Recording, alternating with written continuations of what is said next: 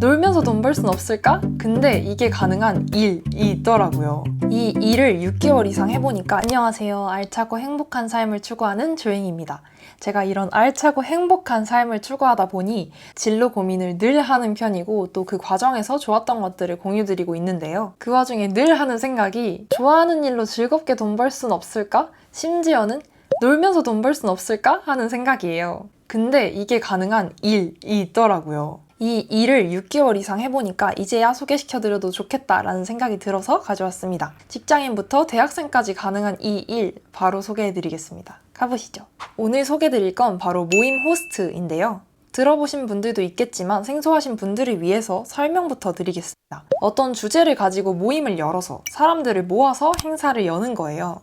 일회성으로 만나는 모임도 있고 꾸준히 만나는 스터디나 친목 도모 모임도 있습니다. 이런 모임을 열고 참가비를 받아서 수익을 내는 구조예요. 이걸 제 부모님한테 설명드리니까 그 사람들이 거길 왜 오는데? 라고 하시더라고요.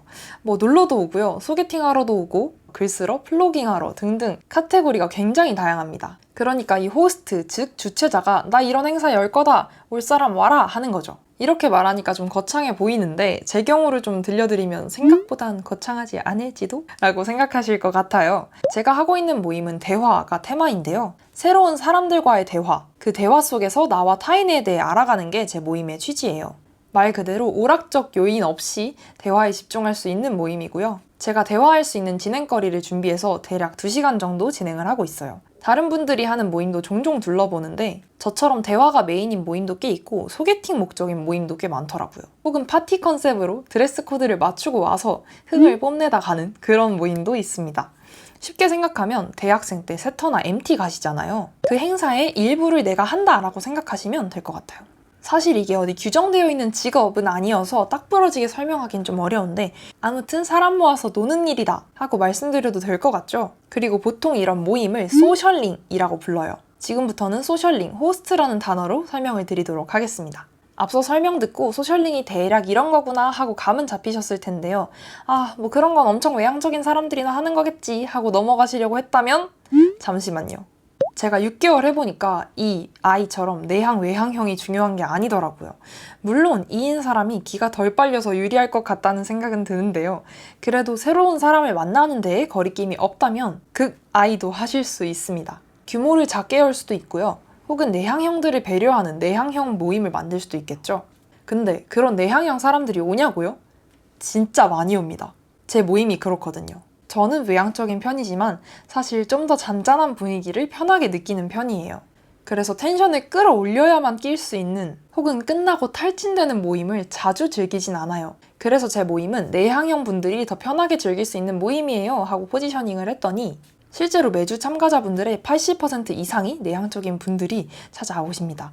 아이인 척하는 그런 거 아니고 진짜 차분하게 대화하셔서 매번 놀랄 정도예요. 근데 끝나고는 너무 좋았다고 진짜 대화를 한 게 오랜만이었다고 말씀해 주셔서 늘 감사한 마음으로 하고 있는데요. 그래서 내향, 외향 상관없이 사람 만나는 걸 고파하셨다면 너무너무 추천드리고 싶고요. 혹시 본인이 진행할 수 있는 콘텐츠까지 갖췄다? 그럼 지금 당장 실행해보라고 말씀드리고 싶은데요. 예를 들면 저처럼 대화를 시킬 수 있는 진행거리가 있다거나 같이 영화를 보고 이야기를 하는 걸 주도할 수 있다면 그게 바로 콘텐츠입니다. 이런 거 다 떠나서 부업으로도 추천하시나요? 하고 물어보는 분들이 많을 것 같은데요. 저는 완전 네! 라고 대답하고 싶고요. 이 부분은 제 수입을 까면서 말씀드리면 더 좋을 것 같아요. 제가 12월 중순부터 지금 사무실을 구해서 모임을 시작했는데 모임으로만 약 820만 원의 매출을 발생시켰어요.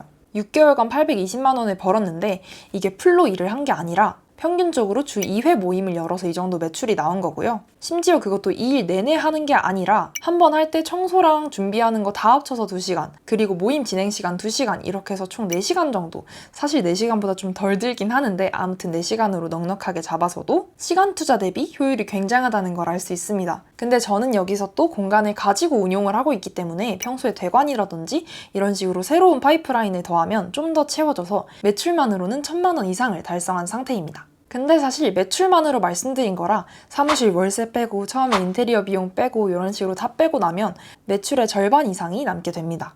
첫 시작 때 돈이 많이 들어간 걸 감안하고 또 기간 대비 순수익도 늘어나고 있기 때문에 사실 부업으로 하기에는 너무너무 매력적이다 라고 말씀을 드릴 수 있을 것 같고요. 게다가 어차피 소셜링이 일반적인 직장인 분들의 근무 외 시간에 일어나는 경우가 많습니다.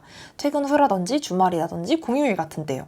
그래서 직장인분들 퇴근 후에 하시기에 또 대학생분들 수업 끝나고 하시기에 굉장히 괜찮은 부업이라고 생각합니다. 이쯤 되면 호스트 그래서 그거 어떻게 하는 건데 싶으면서도 그거 리스크 없는 거 맞아? 싶으실 거예요. 사실 유튜브 영상을 찾아봐도 이런 부분은 해소가 잘 안 되더라고요. 그래서 제가 오늘 깔끔히 정리해드리겠습니다. 앞서 말씀드린 대로면 너무너무 꿀인 부업인데 이걸 부업 추천 영상으로 후킹하지 않은 데인 이유가 있습니다. 분명한 리스크가 있기 때문인데요. 이 리스크와 호스트에게 필요한 것들 한번 공유드려 보겠습니다. 우선 호스트로 소셜링을 열려면 기존에 인맥이 엄청 많지 않은 이상 소셜링 플랫폼을 활용해서 모임을 열어야 합니다. 그런 플랫폼 중에 많이 쓰이는 게 문토, 남의 집, 프립, 소모임 이렇게 4개가 있고요. 이외에도 플랫폼이 정말 많지만 그 중에서도 오늘은 제가 현재 활동하고 있는 문토 기준으로 설명을 드려볼게요. 참고로 저는 남의 집에서 시작했다가 지금은 문토에서만 활동을 하고 있습니다. 이런 경험담 관련해서는 이 영상 반응이 좋으면 혹은 궁금한 점 댓글 달아주시면 Q&A 영상으로 따로 한번 만들어 볼게요.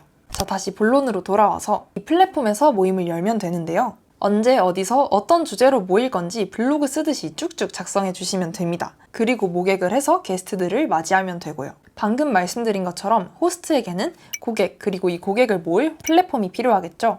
그리고 또 하나의 가장 중요한 준비물 바로 공간입니다. 실외 피크닉 같은 거면 부담이 좀 덜한데 대부분의 모임은 사실 실내에서 진행이 돼요. 그런 경우 공간을 구해야겠죠. 물론 본인 집에서 여실 수도 있지만 개인적으로는 추천드리고 싶진 않습니다. 일반적으로는 대관을 하거나 공간을 임대해서 하게 돼요. 근데 이 대관비가 생각보다 비쌉니다. 특히 공간에 들어올 인원이 많아질수록 더 비싸집니다. 이런 공간을 냅다 빌렸다가 모객이 안 되는 경우 그 돈만 물어야 하는 경우도 생겨요. 이게 호스트의 가장 큰 리스크가 아닐까 싶은데요. 게다가 모객은 호스트가 열심히 한다고 해서 사람들이 신청을 해주는 게 아니기 때문에 불확실성이 굉장히 큽니다.